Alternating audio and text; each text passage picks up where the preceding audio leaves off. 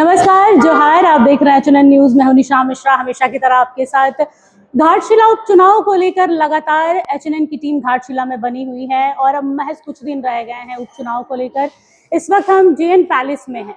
कहा जा रहा है कि जेएन पैलेस भी घाटशिला में काफी खास जगह बना हुआ है, क्योंकि जेएमएम का गढ़ बना हुआ है। कई दिग्गज नेताओं को हमने देखा। उस दिन हमने सोमेश सोरेन साहब को मिलाया, उनकी माता जी से मिलाया। आज एक और दिग्गज नेता यहाँ जेएमएम के बैठे हुए हैं। दादा, बहुत बहुत जोहार और 11 तारीख के लिए आप लोगों को शुभकामनाएं। क्या कहना चाहेंगे, घाटशिला की जनता का मूड कैसा है? मूड अच्छा है, जेएमएम के प्रति काफ़ी अच्छा रुझान है और हम लोग ये समझ रहे हैं कि ये सीट हम लोग जीत रहे हैं। अभी बहुत सारी पार्टियां घूम रही हैं, लेकिन जो जनता की राय है, जो सामने दिखाई पड़ रहा है, वो सोमेन सोरेन के पक्ष में आ रहा है। और इनके पिताजी के असमय मृत्यु के कारण जो चुनाव हो रहा है, और मैंने जो महसूस किया अभी तक कि लोगों का रुझान जेएमएम के प्रति है। सर, ये सब तय तो था नहीं, सब आकस्मिक। ये सब जो भी हुआ, रामदास दा का जाना, सोमेश दा का राजनीति में एंट्री लेना, कभी सोचा था कि इस तरीके का कुछ माहौल बनेगा और अचानक सोमेश दा को मौका मिल जाएगा? तो क्या पिता की छवि प्रभावित कर रही है बेटे को, या पिता की छवि देखकर हम उन पर कहीं ना कहीं दबाव डाल रहे हैं कि वैसा ही काम करना चाहिए सोमेश दा का?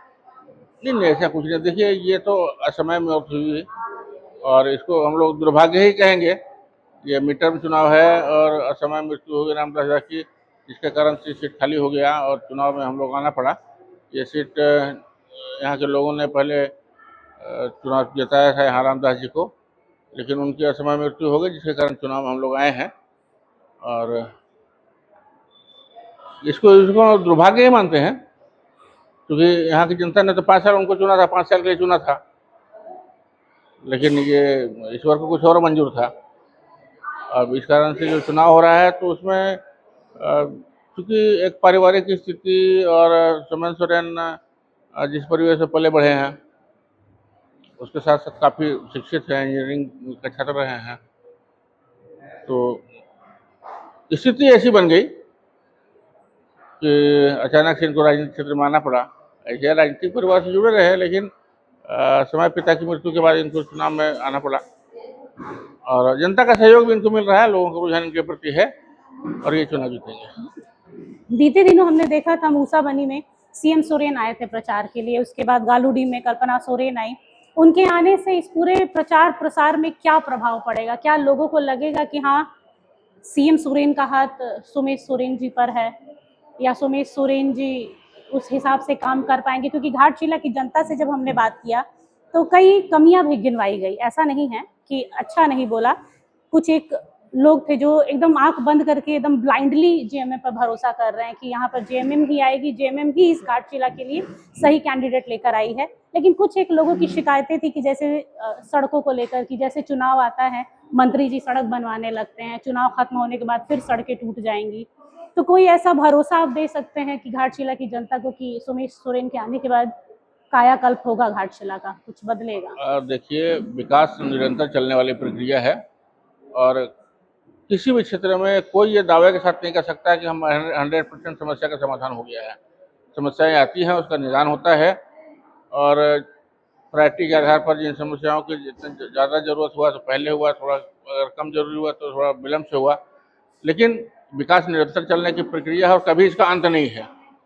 डिमांड्स आते रहेंगे, लोगों की मांग बढ़ती रहेगी, ये कभी समाप्त होने वाली प्रक्रिया है, कभी खत्म नहीं होगा।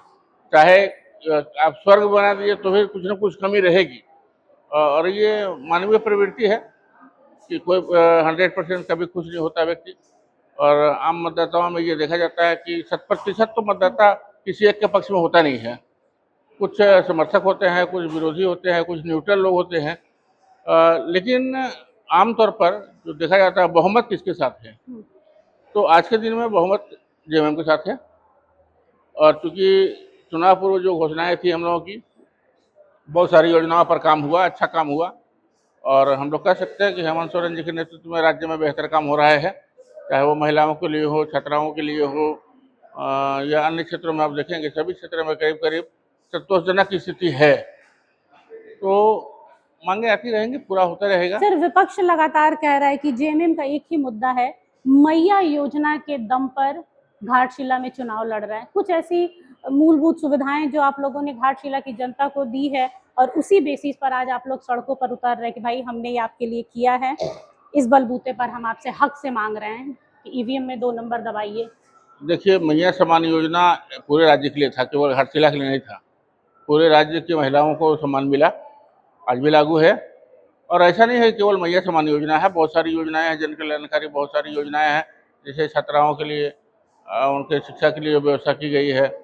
सीएम उत्कृष्ट विद्यालय देख लीजिए आप, सड़कों की स्थिति आप देख सकते हैं। और स्वयं रामदास जी ने इस क्षेत्र के लिए जो कुछ किया है वो लोगों के सामने है, तो हम ये कह सकते हैं कि बेहतर काम हुआ है। सर, 11 तारीख के लिए एचएनएन के माध्यम से घाटशिला के दर्शकों को क्या कहेंगे? हम लोग कहेंगे ये लोकतांत्रिक अधिकार जो मिला है उसका भरपूर उपयोग होना चाहिए। और हम लोग एक नारा देते हैं, पहले मतदान फिर जलपान। लोगों को अपने जनाधिकार का प्रयोग करना चाहिए और बेहतर प्रत्याशी के पक्ष में लोगों को जाना चाहिए। हम आग्रह करेंगे लोगों से कि जेएमएम के पक्ष में अपना मतदान करें और राज्य में जो सरकार चल रही है उसको मजबूती प्रदान करें। धन्यवाद दादा। पहले मतदान फिर जलपान, जेएमएम के सभी नेताओं का अमूमन यही कहना है कि भाई पहले सुबह सुबह जाइए, अपने इस लोकतंत्र की खूबसूरती को बढ़ाइए, मतदान दीजिए, ताकि आपके हाथ में है कि आप आने वाले 5 साल किन लोगों के हाथ में अपना भविष्य सौंपने वाले हैं, और उसी को सोच समझकर उस बटन को दबाइए, चाहे 2 को दबाइए, 4 को दबाइए या 5 को दबाइए, वो आपके ऊपर है। लेकिन फिर 5 साल कंप्लेन मत कीजिएगा कि हाँ गलत हाथों में चला गया है। कैमरा पर्सन अक्षय के साथ निशा मिश्रा की रिपोर्ट, घाटशिला। अगर आपको हमारा ये वीडियो अच्छा लगा तो इसे लाइक करें, शेयर करें और हाँ, सब्सक्राइब करना ना भूलें।